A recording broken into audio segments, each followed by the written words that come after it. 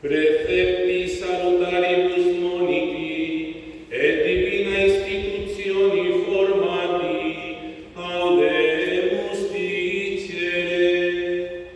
Pater noster, qui es in celi, sanctificetur nomen tuum, adveniat regnum tuum, fiat voluntas tua, sicut in cielo et in terra.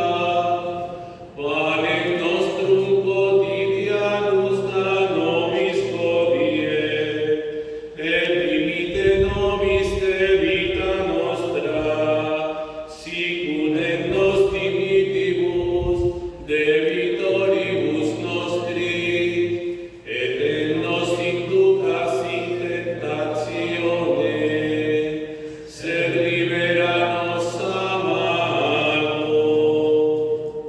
Líbranos de todos los males, Señor, y concédenos la paz en nuestros días, para que, ayudados por tu misericordia, vivamos siempre libres de pecado y protegidos de toda perturbación, mientras esperamos la gloriosa venida de nuestro Salvador Jesucristo.